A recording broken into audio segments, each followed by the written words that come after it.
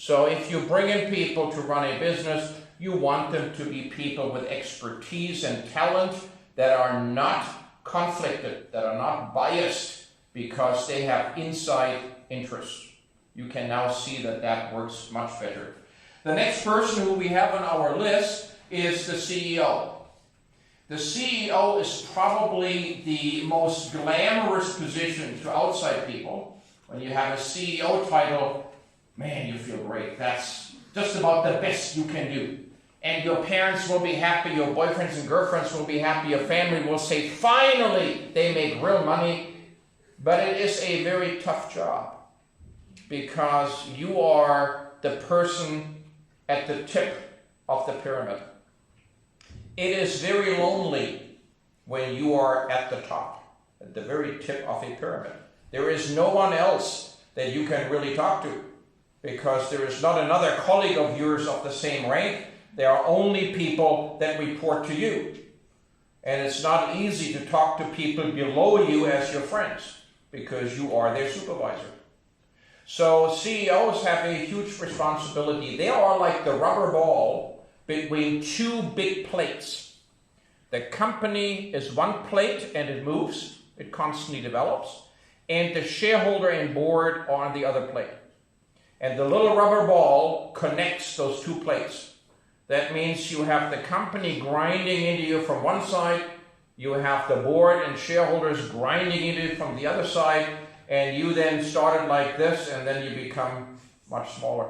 There is a great photo series around of American presidents, and it shows how in 4 years and 8 years of being American president, the look changes. You can't tell it with the current president because he's got orange hair, but the normal people before, they started with blonde hair and brown hair and black hair, and within 3.5 to 4 years, they have nearly all white hair. And after 8 years, they look haggard, they look ill, less strong, and they have all white hair or no hair. So you can tell that over time, the role of being the chief executive of a big country is certainly taxing, and it is so with companies as well.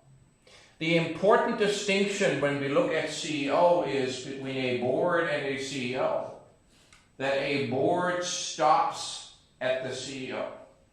Board members, even when they would be good managers in a firm, will not manage in a firm because that's not their job.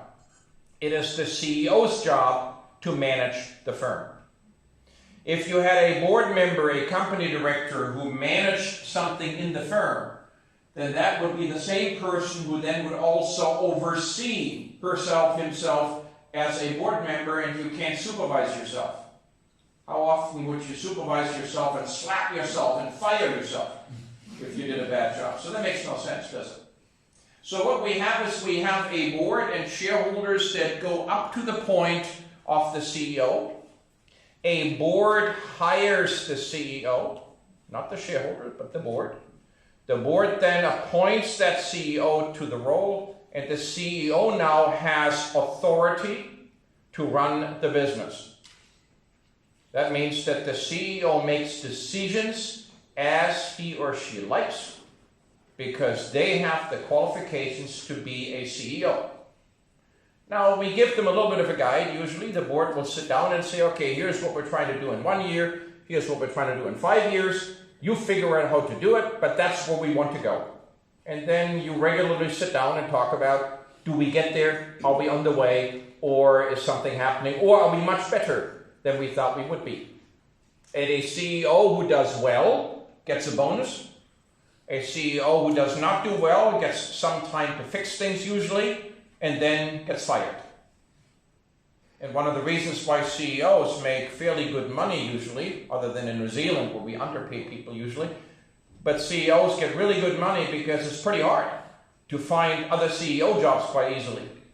If you're an HR director and you lose your job, there are 600 HR director roles in 1 year that will be filled, and you will have a good chance to get another job. But if you're the CEO, for instance, of Air New Zealand, what other big airline do we have in New Zealand? How many other airlines do we have nearby where you wouldn't have to leave the country? None. And in about another 6 months, we will probably have 30% fewer airlines than we have now, because airline business is tough, and right now they're going into a tailspin. You can't make money when your planes are sitting on the ground and when you have to pay people not working. So when you have a CEO role, you have a very, very good title. You also have an awesome responsibility to make sure that all of your people in your company do a good job and reach the goal that the board told you to reach. In good companies with good governance, the board understands that. The board would never tell a CEO what the CEO should do. The board would talk to a CEO about the goals we want to reach, the help they could provide, maybe some additional funding, maybe we do a new share sale action, we get more money in, maybe we give allowance to hire more people, but it's the CEO who is responsible to get the job done. We have a great example here in New Zealand. We don't have often many good corporate examples worldwide, but we do in this case. About 10, 12 years ago, we had a government, well, it's the same government as this one more or less, but it was a while ago, about 11 years ago, and that government was very, very concerned because it suddenly came out in the news how much a TV presenter, the person who reads the news, earns. We had a lady on TV who has been on TV from long before I was born, I think long before Genghis Khan was born. She's been here forever. And Judy Bailey, she was kind of the TV reader of the nation. Everybody knew her. She would come on at 6 o'clock and she would do the 6 o'clock news, and she got paid $800,000. So if she went, that was $290. And if she said hello, that was $400. And the country went crazy because they said, oh my God, how can somebody who reads once a day for 1 hour something off a moving screen, how can they be worth $800,000? And the government, who owns a large portion of TVNZ, the local public news station, essentially said, okay, this is it. The board now needs to tell the CEO that this is not on. From now on, any person the CEO wants to hire and pay more than $300,000, they have to go to the board for approval. And within 1 hour, the CEO quit. Boom. And the CEO said, I'm quitting because you're now attempting to do my job. If it is my role to run this media organization, then I have a budget. Within that budget, if I decide that a person is worth more than another person on the screen, because it brings in ratings, it sells advertising, it is a good thing, then that's my job to do, not yours. Your job is to hold me accountable if I don't deliver what our budget, our plan said. And so he quit. Very strong, very clear, very correct way of doing something, because technically the board did something totally stupid. If you hinder the CEO doing his job in that case, then if the job doesn't get done and you meet again next time, what will the CEO say? Is it my fault? No. What will he say? It's the company's board's fault. So when you do something you're not supposed to do and that goes wrong, you get blamed. Much better to be a good company board and only do what you're responsible to do. You can hold the CEO accountable if they don't perform, and then you have some tough discussions. And there will constantly be in the news an event where a CEO is being let go because the board loses trust, loses, I guess, the feeling that they can do the job right, or that they can't agree on what to do best and they part ways. That's perfectly fine. You hire a new one and you hope it goes better. But you don't do the job of someone else, because then you are responsible for the outcome. From the CEO down, we have management, and we have in most Western countries, English-speaking countries, a C-suite. That's the letter C. That's the suite, the group of people where the title starts with a C. Other than Chief Executive Officer, what other titles have you heard that start with C? CFO. CFO, Chief Financial Officer. Financial Officer. That's your key money person. Chief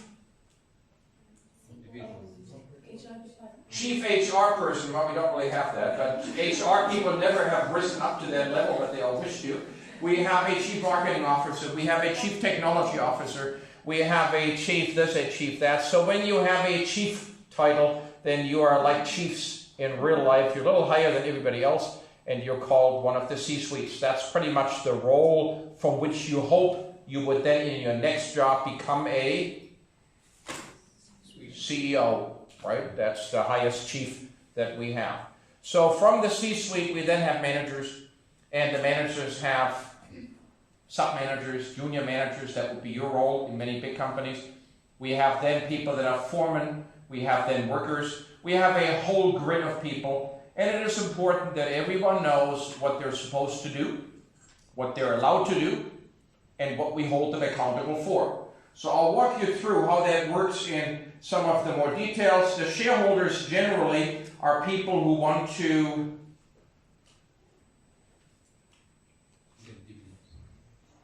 oh, it's already there. I lost it here. I lost the plot. Okay, let's see if I can make this one move along. And I can't. Okay, let's see. Oops. All I have to do is threaten to touch it, and it scares and goes blue in its face.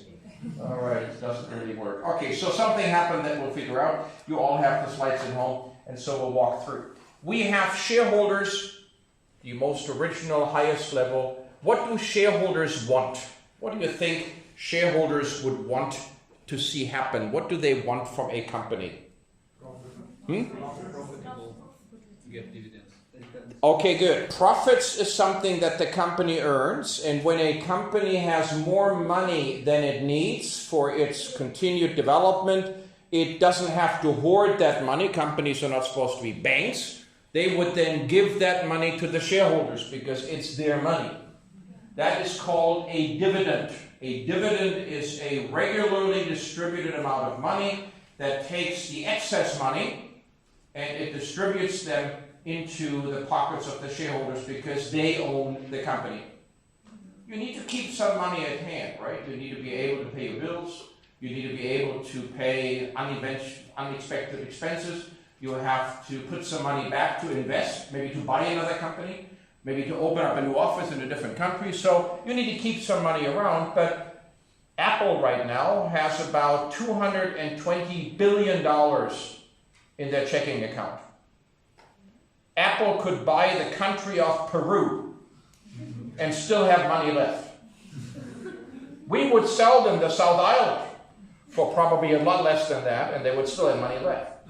And Apple's logic is that they say, we never pay dividends. They only did that a few times, very small amounts. They want that money to be available, so if they want to do something really big, building self-driven cars or something that is weird and new, they have enough money for that. And Apple says, you don't need dividends because if you have Apple stock, we pay you in a different way. Who knows? How are you being paid by Apple stock?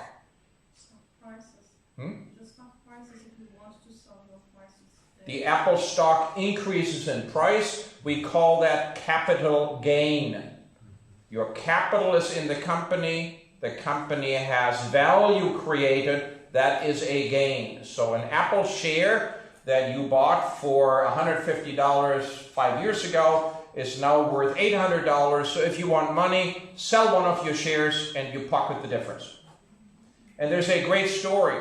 You probably heard that when Apple was founded in the early 70s, they were a couple of California people and they kind of dropped out of college and they smoked weird cigarettes and they sat by the beach and they drank a little more than they should, and they came up with this idea of a computer that didn't just have green letters and did more things. And one of the guys kind of, had some shares in there, and then he didn't see Apple going anywhere. So he said, look, I'll sell you my shares back if you pay for my new bicycle. And at the time, he owned 12% of Apple. So he sold his 12% of Apple shares for a bicycle. was a nice bicycle. But today, 12% of Apple would be worth several $billion. And I'm not so sure that he still thinks that was a nice bicycle. So what we have is we have companies that give money in two ways. A regular distribution, that's usually companies that have a steady cash flow, a telephone company, an electric company, a company that is large, infrastructure, it knows what kind of money it needs and earns, it pays dividends every year, people can rely on that income. Many old people have shares in stable existing firms because from the dividend they can pay the heating bills in the winter. It is a way to use the money that you get.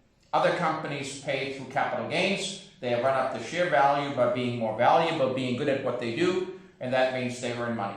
Shareholders want two things. The first thing is they don't want to lose their money. You always first preserve your capital, and then you look for income.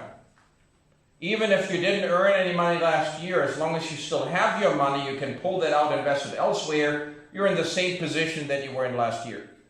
But if the company lost a big share of your money, you will never recover.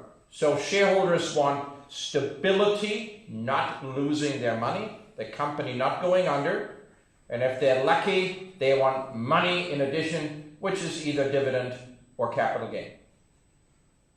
A board, senior, experienced outside people who come in to sit on a board, mainly want no embarrassment, no surprises.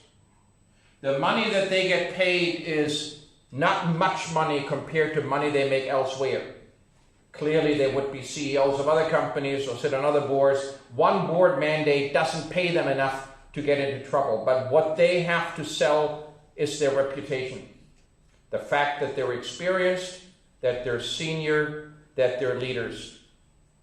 If you sat on the board of Nokia or BlackBerry or Kodak, it is hard to find a new board seat. Because when they interview you for board seat, they will say, how did your other board seat go? Oh, well, we kind of fucked it up. Not a good thing.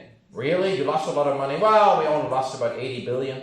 Oops. Not a good thing to do. So when boards come together, they want risk adverse, no embarrassment, no surprises. They think about themselves personally quite a bit. A CEO wants to keep the job, wants to get a bonus, and most CEOs like when companies go bigger. Because if you started with 2,000 people and suddenly you have 6,000 people, you are a bigger CEO. And nowadays we're not sure if that's really true. What if you reduce down to 1,000 people and you earn 3 times the money? Because you're doing things better and faster, maybe more agile. So size doesn't necessarily mean success. It depends on what the board decides success is. So we'll stop here and we'll have the first group of tutorial people make their way over to Adrian. And for all the other ones that are listening by video, we will see you on Saturday morning. Thank you.